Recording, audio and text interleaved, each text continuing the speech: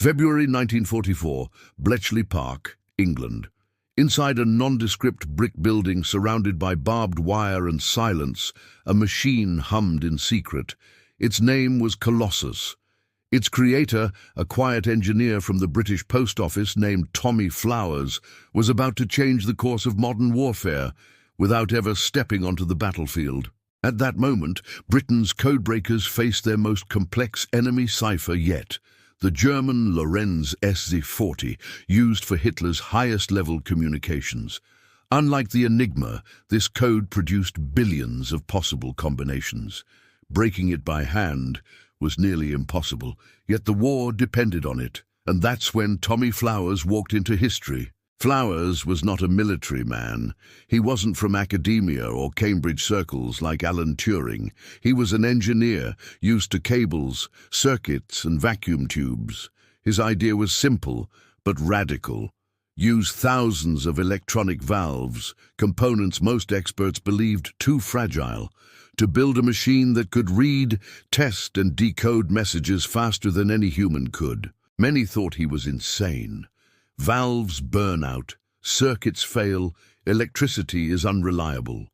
But Flowers insisted, with the right design, a machine could think faster than a man. He began building it in near-total secrecy, inside the post office research station at Dollis Hill, North London. The project received little funding. The government refused to believe in his design, so Flowers paid for most of it himself. Using spare parts, recycled metal and salvaged relays, he and his small team worked day and night. Each component had to be wired by hand, over 2 miles of wire inside a single machine. By late 1943, the prototype stood nearly as tall as a man, filled with glowing tubes and rotating drums. When powered on, it looked alive. Colossus Mark I could process thousands of characters per second, scanning enemy messages and testing keys at unprecedented speed. In January 1944, the machine was shipped to Bletchley Park under armed escort. Within weeks, it began reading real German traffic. Messages once thought unbreakable were suddenly open to Allied intelligence. Historians now estimate that Colossus shortened the war by at least 2 years. Yet at the time, very few even knew it existed. Every operator was sworn to secrecy. The room that housed it was guarded around the clock. The name Tommy Flowers never appeared on any official report. Still, his achievement was extraordinary. Imagine trying to convince a nation at war that electricity could replace people, that a machine of circuits and tubes could think faster than the human brain. Would you have believed him? While others doubted, the results spoke for themselves. By June 1944, 10 Colossus machines were operating. They decrypted German commands before D-Day, revealing enemy troop movements and orders from Berlin. Churchill himself called the intelligence of the highest value. But even then, Flowers remained anonymous, a technician in a world of scientists. His machine worked perfectly, almost flawlessly. Yet when the war ended, every Colossus was dismantled piece by piece. Only fragments remained. The existence of the machine was classified for decades. The man who built it went back to civilian life, unrecognized, carrying the secret of what he had created. At the end of 1944, Bletchley Park had become a temple of logic and silence. Messages came in, victories went out. The world celebrated generals, admirals, and politicians, but not the engineers in the shadows.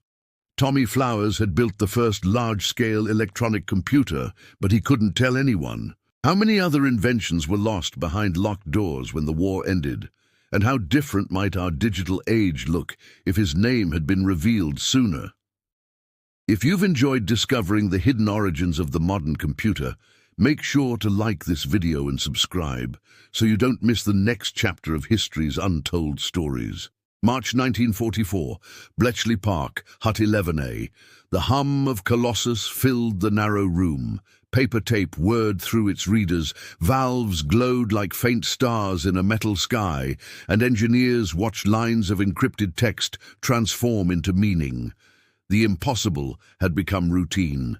Every morning, Tommy Flowers and the operators received streams of intercepted German radio traffic. These were tunny messages, communications between the German High Command and its generals across Europe. Each message, once an unbreakable code, was now being read within hours. What the British learned from Colossus was staggering. Orders from Hitler's headquarters, supply updates from occupied France, troop movements before D-Day, all passed through this silent electronic mind. Few people outside the compound ever knew where the information came from. To them, it was simply ultra-intelligence. The results reached the desks of generals and prime ministers, yet the name Flowers never appeared.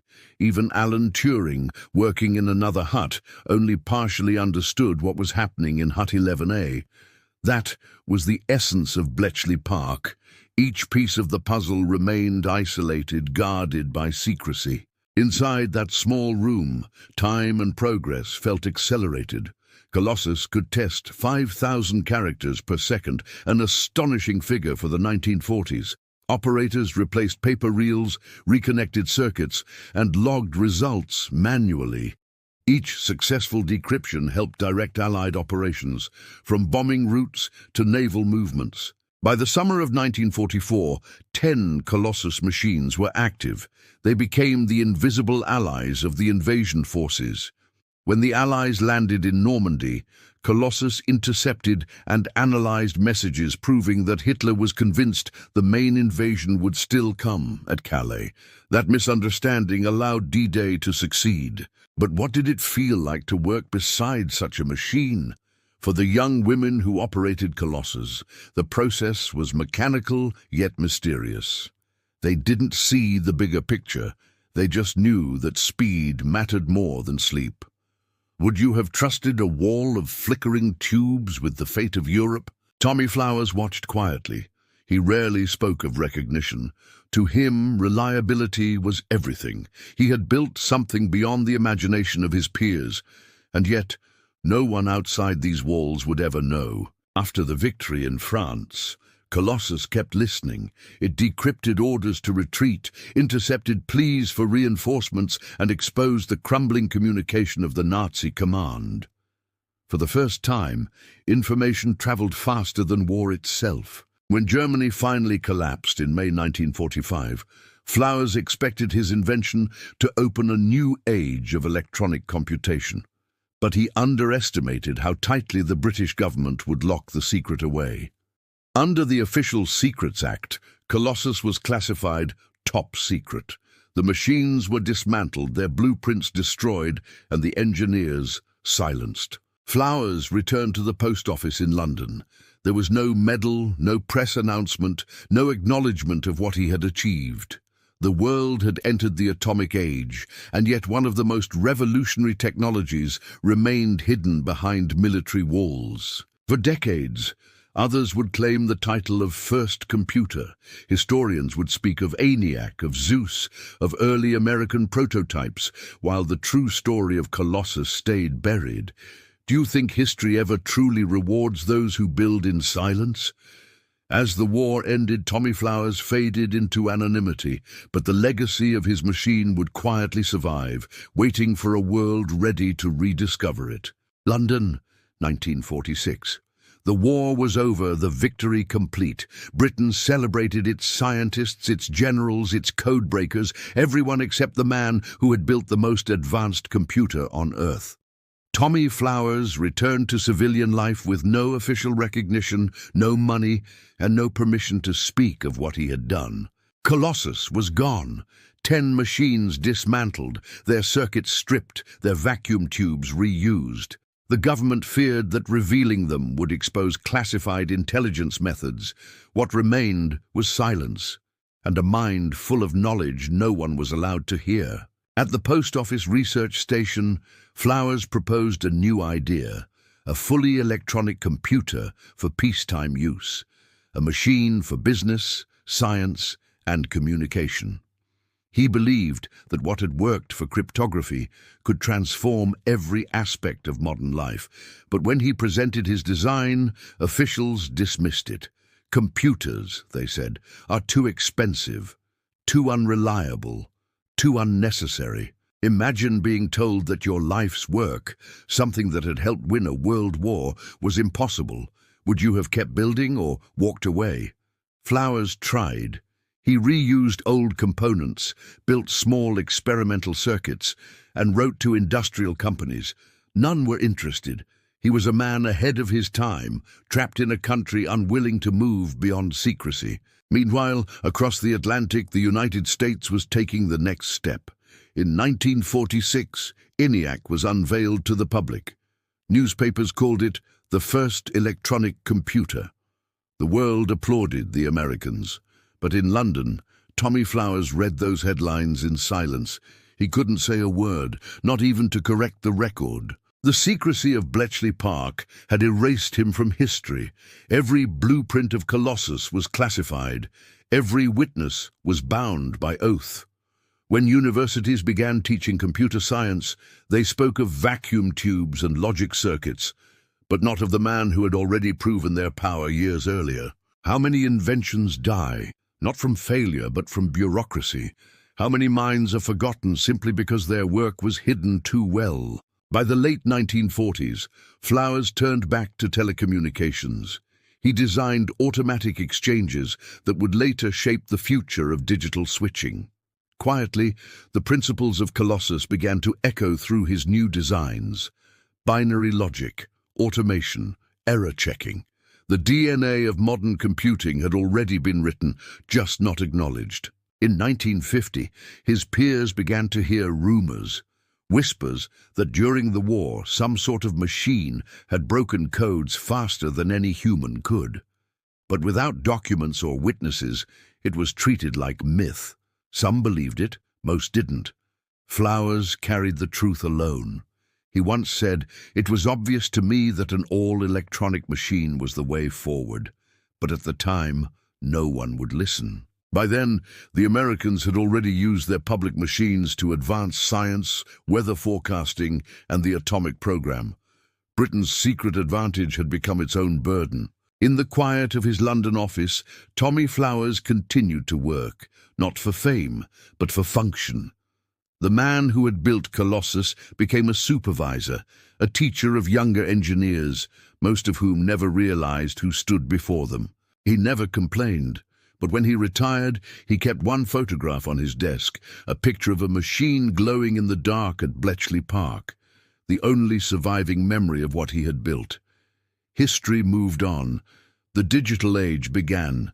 Computers filled universities, then offices, then homes, and the man who had first imagined them watched it all unfold in silence. In 1975, after 30 years of secrecy, the British government finally began to declassify wartime documents. Slowly, the truth emerged. But would it be enough to restore what had been lost? 1975, Cheltenham, England. For the first time in 3 decades, the British government lifted the veil of secrecy over its wartime code-breaking operations. Among the thousands of pages released was a single reference that stunned historians: the word Colossus. What was this mysterious machine? Who had built it? And why had no one ever heard of it before? As researchers dug deeper, the story began to emerge. There had been not 1 but 10 massive electronic computers at Bletchley Park during the war, decades before the word computer became common. And at the heart of it all was a quiet engineer named Tommy Flowers. The revelation rewrote history. In universities around the world, textbooks had credited the Americans with inventing the first computer. Yet evidence now showed that the British had done it first, and in total secrecy. Journalists rushed to find Flowers, who was now in his late 60s, retired and living in London. When they asked him about Colossus, he spoke modestly. It was built to do a job. It did it. He had waited more than 30 years for that sentence. By then, the computer revolution was unstoppable. Silicon chips were replacing valves, and personal computers were beginning to appear. But the core logic that powered them, binary processing, High-speed electronic circuits, programmable patterns had all been demonstrated by Flowers in 1944. How many generations of engineers, unaware of him, had unknowingly built on his foundations? How many textbooks would have been rewritten if the truth had been known earlier? In the 1980s, efforts began to reconstruct Colossus, using fragments of surviving diagrams and the memories of surviving engineers. A team led by Tony Sale built a working replica at Bletchley Park. When it finally powered on, the lights flickered just as they had in 1944, and the paper tape began to move again. Visitors watched in silence as history came back to life, a machine that had been erased, now reborn. The reconstruction confirmed what Flowers had always known, that Colossus had been the first large-scale electronic programmable computer. For Tommy Flowers, it was bittersweet. He received awards, interviews, and recognition at last, yet fame never seemed to matter to him. "It was only ever about making things work," he once told a journalist. "That's all I wanted to do." Do you think true genius seeks recognition, or does it simply endure until the world is ready to understand it? Even with belated credit, his contribution remained overshadowed by others, by Turing's Enigma work, by the glamour of American computing, by the mythology of Silicon Valley. Flowers' story was one of quiet redemption, not triumph. He lived long enough to see the replica of his creation run successfully. Standing beside it, he looked almost unchanged from the photographs of the 1940s. Same calm eyes, same engineer's patience. When the machine printed its first decrypted line of text, he simply nodded. "Yes," he said, "that's how it should look." In that moment, the war's greatest secret had finally been restored. Not just the machine, but the memory of the man who had built it. But recognition came late. Flowers was already in his 70s, his health fading. The world had moved into a digital age he had helped create, but that had almost forgotten him. In 1998, Tommy Flowers passed away quietly at his home in London. Few headlines marked his death. Yet the machines he inspired were everywhere, on desks, in pockets, orbiting the Earth. His legacy had outlived the secrecy that once buried it. Still, one question remains. How many other innovators, hidden behind classified walls and forgotten by time, helped build the world we live in today? 21st century, a digital world built on forgotten circuits. Every computer, every network, every algorithm of our time traces a faint line back to a small room in wartime England. The principles that drive today's digital universe, binary logic, automation, high-speed data processing, were all proven by Tommy Flowers before the word computer had even entered public language. The story of Colossus reminds us that progress is rarely a single event. It is the sum of invisible work, uncelebrated minds, and locked doors. In an age obsessed with innovation, how often do we stop to ask who came first and who was erased? After declassification, Flowers' legacy slowly filtered into textbooks. Museums rebuilt Colossus. Engineers cited his circuits. But in popular culture, the myth persisted that computing was born elsewhere. It took years before documentaries, historians, and teachers began to include his name beside Turing's and von Neumann's. By the early 2000s, Bletchley Park became a museum. Visitors stood before the reconstructed Colossus and listened to its rhythmic hum. The sound was ancient, yet familiar, the heartbeat of the machines that define our lives. Some wondered aloud how history might have unfolded if his work had been public sooner. Would Britain have led the computer revolution? Would Silicon Valley have even existed in the same way? The truth is that secrecy preserved victory but delayed recognition. The very rules that kept the Allies alive also buried their own genius. For every code broken, another story was lost. Today, Flowers' influence survives quietly, in logic gates, processors, and every line of digital code. His approach to reliability, modular design, and electronic logic became standard practice. He never founded a company, never patented his invention, never sought wealth. Yet his design philosophy lives inside the machines that power our civilization. When you open a laptop, send a message, or train an AI model, a trace of that 1944 machine still hums beneath the surface. It is a legacy of precision, patience, and belief in what others could not yet imagine. Would you have had that same conviction? To build something no one asked for and no one believed in, simply because you knew it was right. Tommy Flowers died in relative obscurity, but his ideas never did. The circuits he wired by hand have multiplied into billions. The world now runs on the logic he proved possible.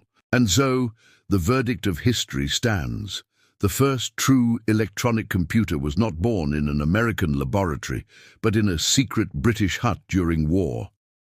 Its builder was not a professor or a general, but an engineer, quiet, methodical, and largely forgotten.